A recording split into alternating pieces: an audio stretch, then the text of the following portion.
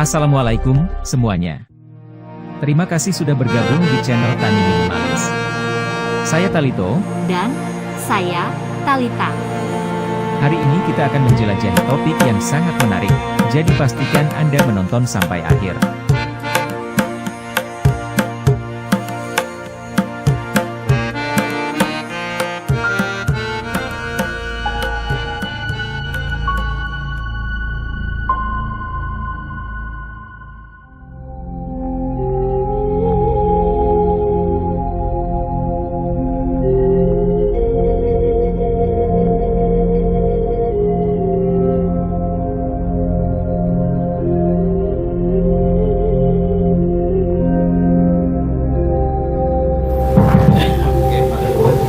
Assalamualaikum warahmatullahi wabarakatuh. Waalaikumsalam. Bismillahirrahmanirrahim. Alhamdulillahil alamin. Hamdan yu'afina wa yukafi mazidah. Allahumma shalli wa sallim ala sayyidina Muhammad wa ala alihi wa sahbihi ajma'in. Amma ba'du. Yang kami hormati, yang kami hormati dan kami muliakan, nama undang kami Usman KBM dan juga Bapak Ana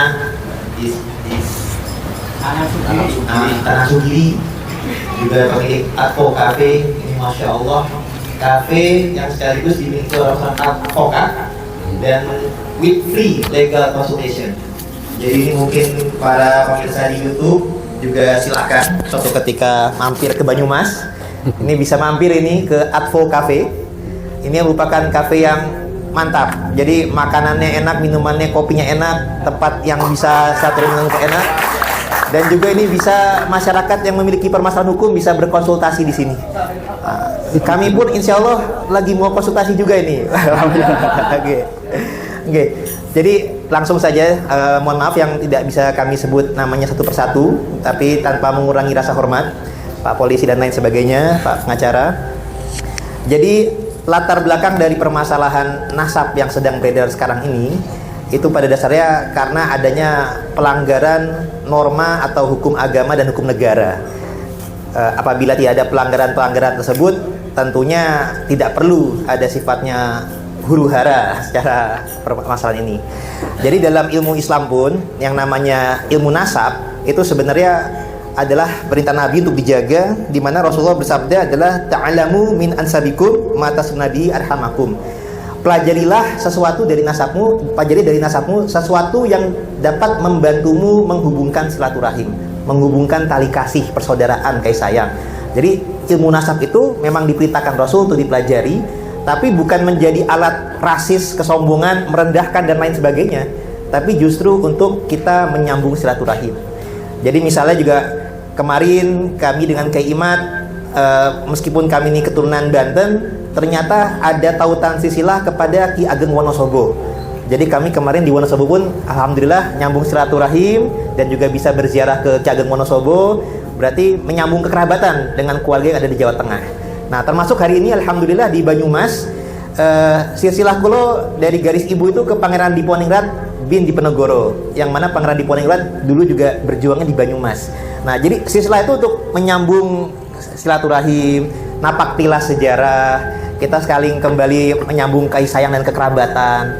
Nah, bukannya untuk kemudian menyombongkan diri sebagai yang paling superior atau paling wah, kemudian merendahkan yang lain. Nah, ketika ada hal-hal seperti ini yang kemudian perlu dikaji kembali oleh ulama kita dari Banten, Kiai Madin Usman. Jadi pada dasarnya apabila seseorang atau sesuatu kaum pada dasarnya memiliki hak-hak saja ya, berhak untuk meyakini keturunan dari siapa. Mau yakin sebagai keturunan Superman juga silahkan aja gitu ya. Nah, ini tapi dalam agama kita merupakan sesuatu yang sakral apabila mengaku keturunan daripada zuriat Nabi Muhammad SAW yang memiliki akhlak mulia, rahmatan lil alamin. Nah, ini yang mengaku sebagai keturunan beliau semestinya haruslah meneruskan keteladanan beliau. Kalau beliau itu rahmatan lil alamin, ya harus bisa keturunannya yang menyatakan sebagai keturunan itu menebarkan rahmat, kasih sayang, berakhlak mulia. Karena Rasulullah kan juga bersabda, tidaklah aku diutus kecuali untuk menyempurnakan akhlak. Nah, Dan ada kata pepatah bahwasanya buah itu jatuh tidak jauh dari pohonnya. Jadi kalau Rasulullah sebagai pohon itu pohon yang sifatnya ramah, tamah, rahmatan alamin. Nah, semestinya yang mengaku keturunannya atau buahnya harusnya menampilkan ajaran Rasulullah yang ramah, bukannya marah-marah dan lain sebagainya. Nah, ternyata yang terjadi oleh kalangan oknum, ya, kita sebut oknum lah, oknum Ba'alawi muasal Yaman atau para habaib ini, ternyata apabila mereka semuanya itu baik-baik saja, tidak perlu ada huru-hara seperti ini.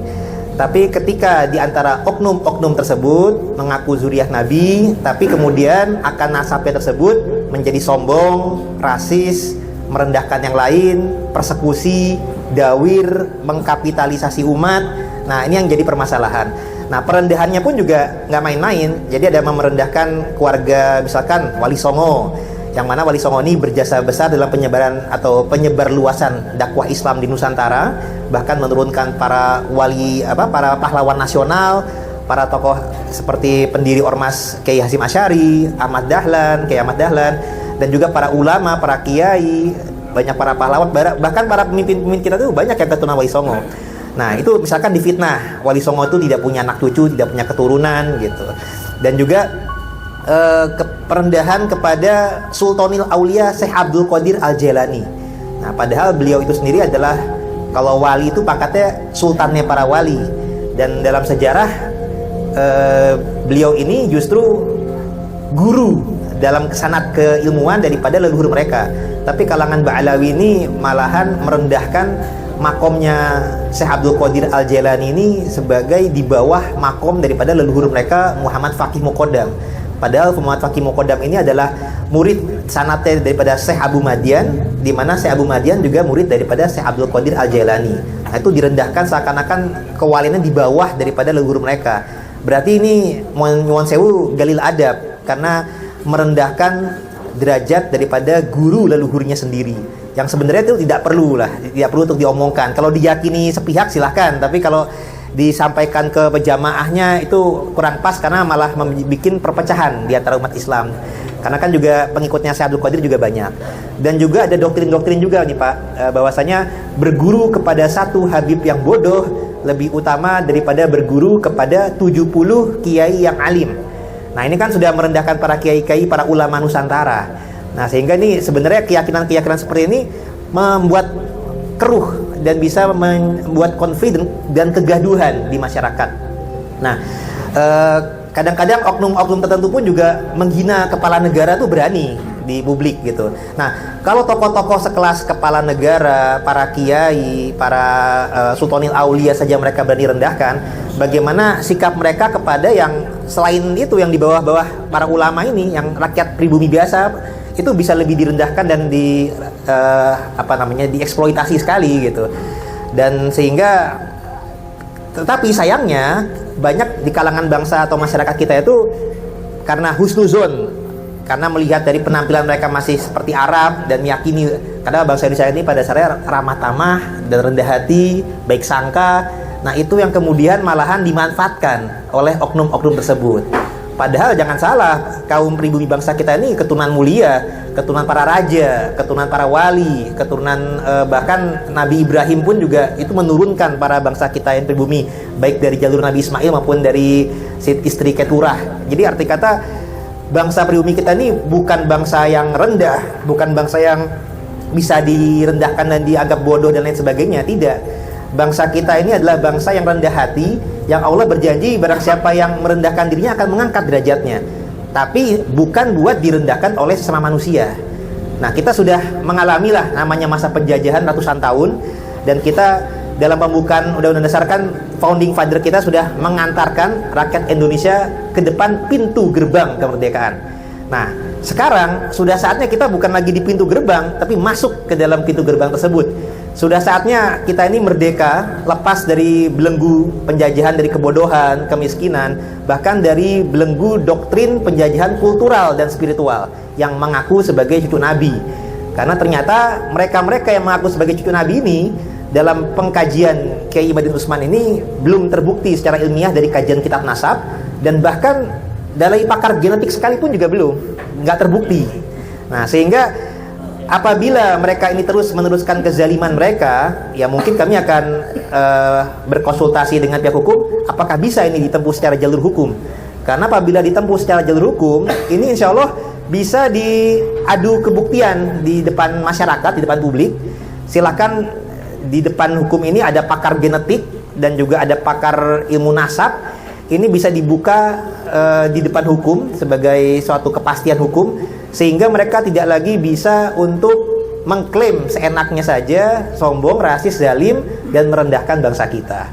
Jadi intinya kita pada dasarnya terus bergerak. Pada dasarnya tidak hanya bukan berangkat dari ada fitnah-fitnah kepada kami, bahwasanya kami itu dianggapnya iri, dengki, apalagi fitnah. Terus tadi juga karena kami keluarga Wali Songo dianggapnya ini masalah rebutan nasab gitu.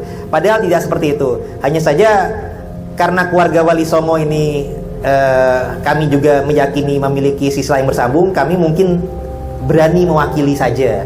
Karena mungkin kalau kaminya nggak bergerak, mungkin masyarakat dulu belum berani gitu Gus, khawatir takut kualat. Tapi kalau kita sama-sama bergerak, nah ini nggak perlu takut kualat lagi, karena insya Allah sudah ada namanya pengkajian ilmiah. Dan juga pergerakan ini ibaratnya bagaikan lidi ya. Lidi itu kalau kita bergerak sendiri-sendiri mudah sekali dipatahkan.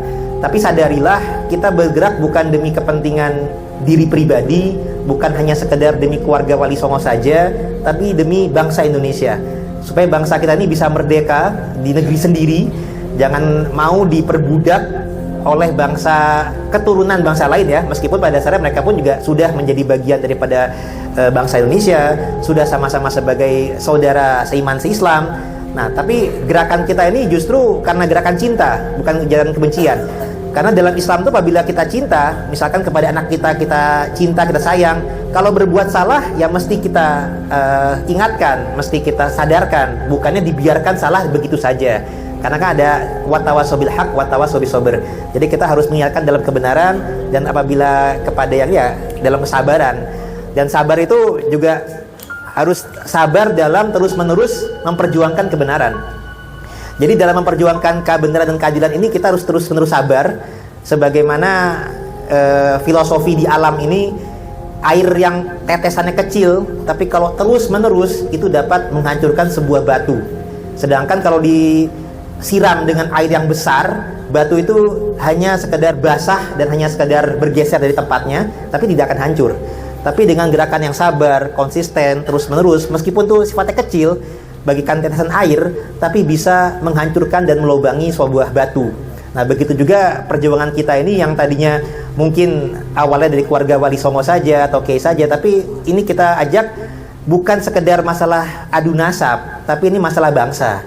Dan kita harus menempuhnya dengan perjuangan yang terus-menerus dan bersama-sama. Nah, dengan gerakan kebersamaan ini, meskipun mereka sudah menjadi kekuatan yang besar, sudah ada yang menjadi pejabat tinggi dan lain sebagainya, tapi gerakan kebangsaan dari bawah yang meskipun sepertinya lemah, tapi bagaikan lidi. Kalau gerakannya seorang diri mungkin gampang dipatahkan, tapi kalau kita bersatu, bergabung, terikat dengan satu ikatan kesadaran, ini merupakan perjuangan kebersamaan demi bangsa, tidak akan mudah untuk dipatahkan kalau sudah diikat dengan kebersamaan. Nah, demikian pula Kiai Ibrahim Utsman ini sifatnya pelopor dalam pemerjuangan ini, tapi beliau juga tidak bisa berjuang sendirian.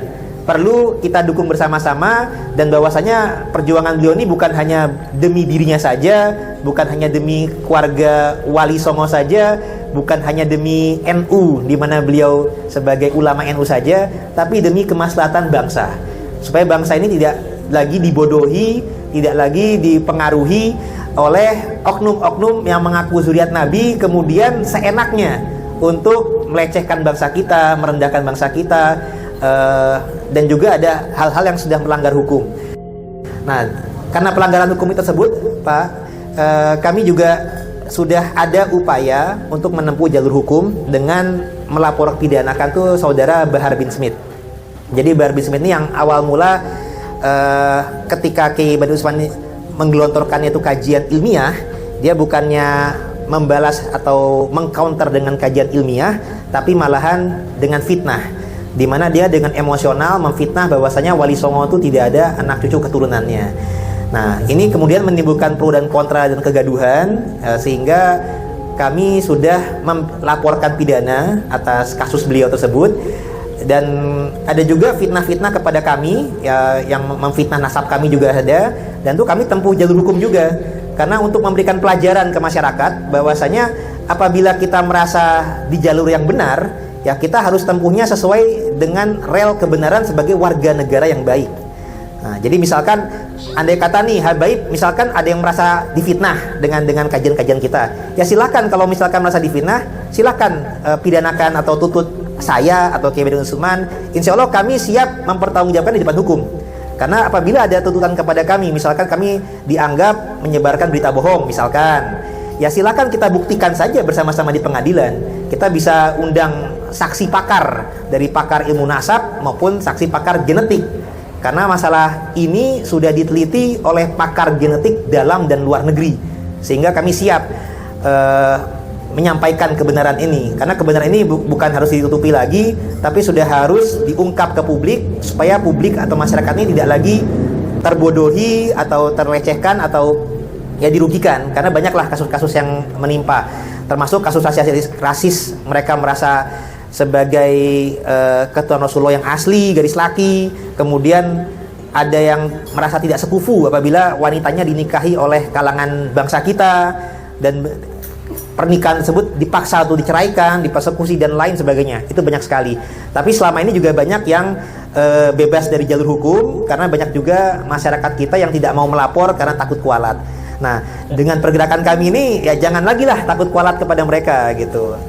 Kita intinya sifatnya mengawali pergerakan, bukan berarti ini hanya pergerakan dari keluarga Wali Songo saja, tidak demikian. Tapi kita sifatnya punya tanggung jawab. Kalau kata seorang YouTuber juga, keluarga Wali Songo itu yang punya pedang ya Gaji ya, awalnya gitu. Nah, tapi pedang ini bukan berarti hanya terbatas perjuangan para Wali Songo, tidak demikian.